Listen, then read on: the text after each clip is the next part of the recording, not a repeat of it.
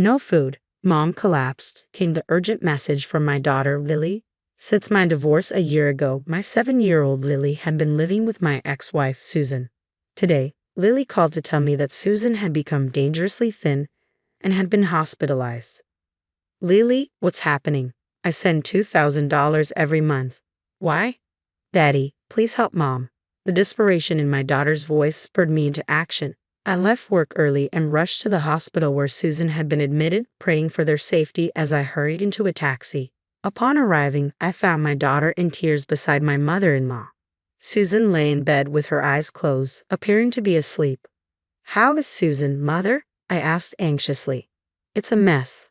Hospitalized for malnutrition. Pills are piling up. Malnutrition. She said she was on a diet and hardly ate. I told her many times to eat more. I couldn't believe she had neglected her health to this extent. Daddy, will Mom be okay? Lily's voice trembled with worry. Yes, sweetheart, she'll be fine. She just needs to rest in the hospital and soon everything will be back to normal. Really? Lily clung to me, her tears quieting as she took comfort in my reassurance. A faint smile appeared on her face, but as I held her I noticed something unsettling. Has Lily lost weight too? I wondered. That's normal for kids during growth spurts, my mother-in-law said, trying to ease my concern. Is that so? I deeply regretted how ignorant I had been of the well-being of Susan and my daughter. Reflecting on our past, I realized I was the cause of our divorce. Back then, as a salesman in a major corporation, I was so busy that I could hardly come home. I left everything about the house and our daughter to Susan, neglecting my responsibilities as a husband and father. This neglect made Susan deeply upset, leading her to ask for a divorce. After the divorce, Susan and Lily moved back to her parents' home, where her father and stepmother lived. Her parents, who had married later in life, feared being alone in old age, so they welcomed Susan and Lily warmly despite Susan's worries about being a burden. Out of my own will, I sent them $2,000 every month, hoping they would live comfortably. Feeling responsible for our divorce, I decided to do everything I could to support them. Initially, our relationship after the divorce was not bad. We often contacted each other, and I kept up with news about my daughter, who had just started grade school. However, in the past 6 months, I had been so busy that I lost touch with my ex-wife. I couldn't help but wonder what had happened to Susan during this period. As I looked at Susan lying on the bed, emaciated, I was deep in thought, filled with regret and concern for her well-being. Isn't this a bit extreme for a diet? I wonder why she felt the need to lose so much weight. Well, who knows? Maybe she found someone she likes. She's still young, after all. James, you can go home. I'll take care of Susan. All right, I'll head home for today. Mother, it must be hard staying with her. How about Lily? She can come to my place. Ha! Really? I want to go, Lily said, happily squeezing my hand. My mother-in-law immediately responded, I'll take care of Lily here. You're busy with work, James, and she needs to go to school. But Lily says she wants to go. I can drop her off and pick her up from school. You're busy with work, and it's difficult for you to take care of her. Plus, you don't even have custody over her. Her reasoning left me at a loss for words. I see. In that case, when she wakes up, could you ask Susan if she'll let me take care of Lily while she's hospitalized? Regardless of what you say, she's still my daughter. Apologizing to my disappointed daughter, I bowed to my mother-in-law and left the room. Looking back, I regretted not insisting on taking Lily home with me right then. Several days passed since Susan was hospitalized. One evening, after work, I returned home to an unexpected sight. My daughter was there. Lily, did you come here all by yourself? Daddy, she said, looking up at me anxiously. Lily was dressed in the same worn-out clothes she had on at the hospital. A faded t-shirt, scuffed shoes, and her hair, clearly self-tied, was in disarray. It was the same discomfort I felt back in the hospital room. At that moment, consumed by concern for Susan, I hadn't paid much attention. But now, the realization hit me like a wave of failure as a father. Inviting Lily into the house, I offered her a cup of hot milk. Doesn't your mom buy you new clothes or shoes? No, it's not like that. Lily shook her head, seeming to struggle with her words as she looked down. I've been working hard, sending money so you and Mom could live comfortably. Has it not been enough?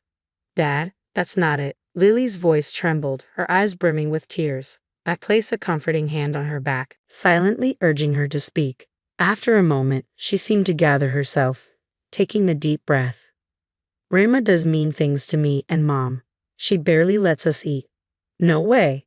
Is that really true about Grandma? It's true. I manage because I get lunch at school, but Mom's always hungry. That's why she collapsed. And Grandma goes out every night, and when she comes back in the morning, she always badmouths me and Mom. Since we moved in with Grandma, Mom has been treated like a servant every day. Lily's words, punctuated by tears and frustration, hit me like a ton of bricks. Could Susan's malnutrition be caused by her own mother? How could this happen? If I had stayed in contact, maybe I could have prevented this. Feeling a mix of frustration and helplessness, I bit my lip only to feel a small, warm hand gently touch mine. Dad, don't cry. My heart clenched as Lily bravely smiled at me, holding back her own tears.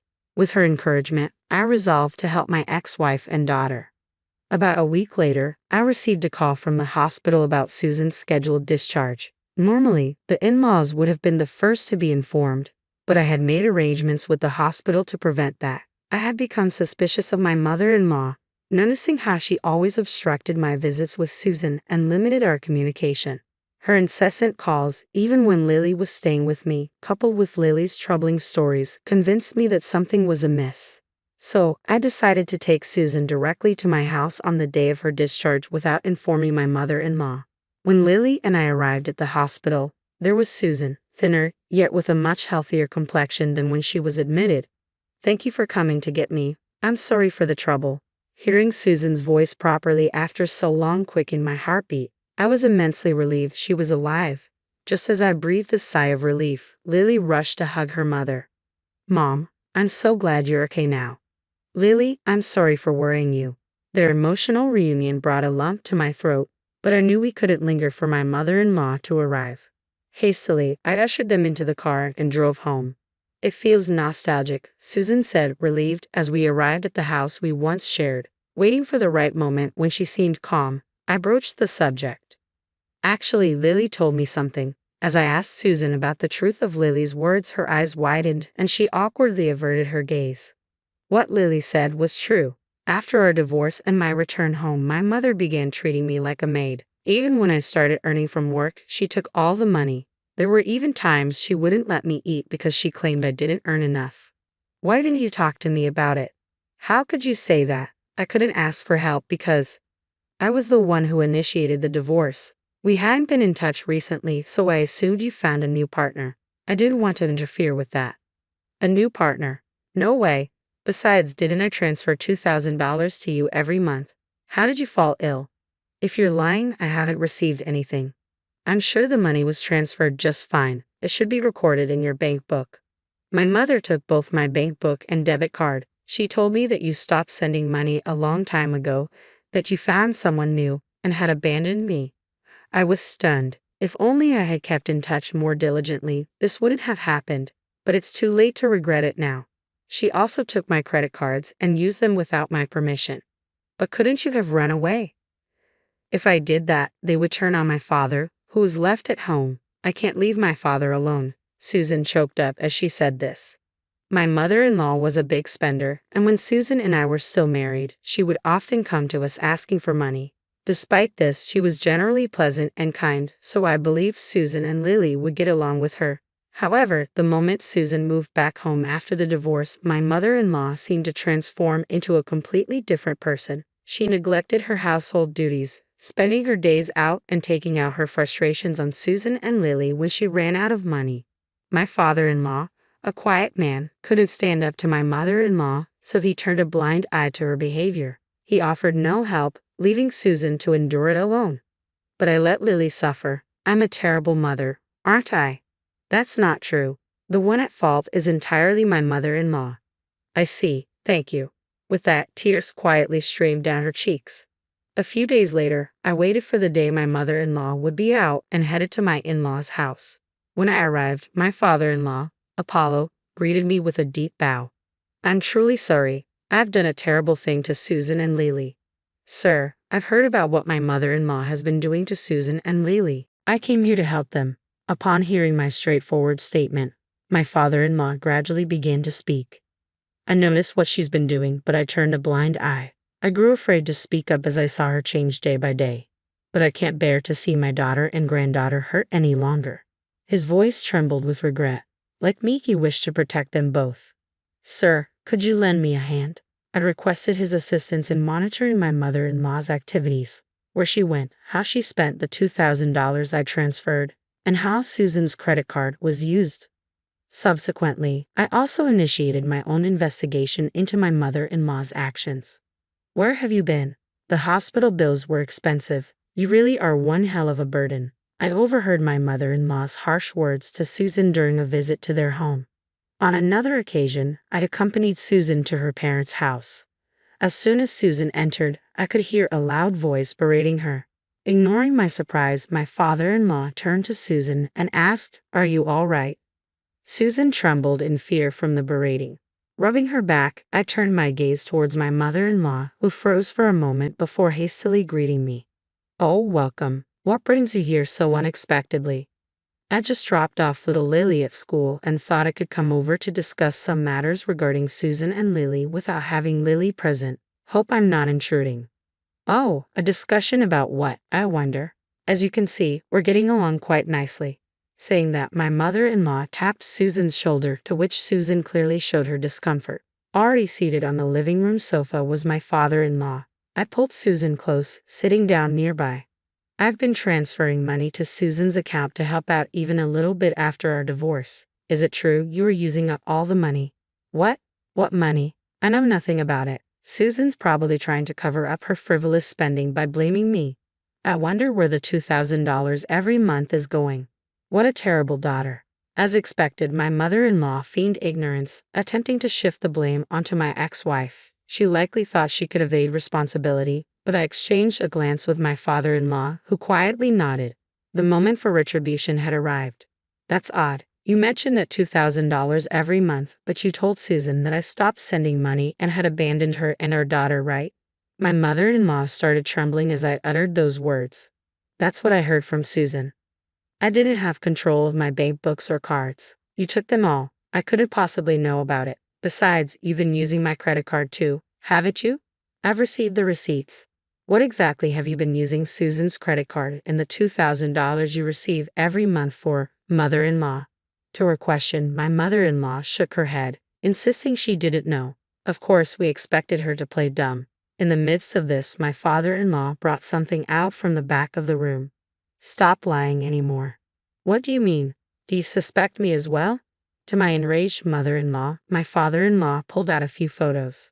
So that's where you've been going every night. You seem to have a favorite host at the nightclub. It appears you've been having a grand time using James's money and Susan's credit card. How did you? My father-in-law and I looked into everything. Although we only had to follow you around since you were so careless, we figured out everything without much deep investigation. What's wrong with using my daughter's money? I should be allowed that much. Furthermore, it seems that wasn't enough money for you. You've been tricking money out of widowed men like my father, almost akin to marriage fraud, haven't you? Shut up. It's the victim's fault for being fooled. As we presented the evidence, my mother-in-law brazenly shrugged it off. I thought this man had money when I married him, but it turns out he didn't have much. Luckily, my daughter Susan has been a great contributor. Haha, men at the local senior centers are so easy. All it takes is a soft voice to have them smitten. Hearing this, my father-in-law's jaw dropped to the ground. Susan and I were at a loss for words. We're calling the police. No, anything but that. At the mention of the police, my mother-in-law turned pale, but I went ahead and called them. Why would you call the police? This isn't looking good for me. So you're aware that what you've done is wrong. Just don't call the cops. I apologize for everything. Forgive me. Judging from your attitude, it seems like you've done this before. Don't worry, we'll have the police conduct a thorough investigation. My mother-in-law, pale-faced and shaking, was taken away by the police officers who arrived shortly after. Apparently, my mother-in-law was arrested on charges of marriage fraud, and it seems like several people were demanding repayment for their money. Naturally, my father-in-law divorced her. Furthermore, he sued her for the emotional distress inflicted on her family from her harassment. Susan also claimed $50,000 in damages for the misuse of her credit card. Of course, I'm also demanding the return of all the money I transferred. My mother-in-law, now behind bars, doesn't seem to have an easy life waiting for her when she's out. As for me, afterward, Susan, please marry me again. This time, I'll protect you and our daughter. I won't make you cry anymore. We had once stumbled through a misguided marriage, but this incident made me realize the true value of my ex-wife. Hearing my words, Susan cried, thanked me, and held my hand tightly. Now, our family is embarking on a fresh start. This time, I will safeguard this happiness with all my heart.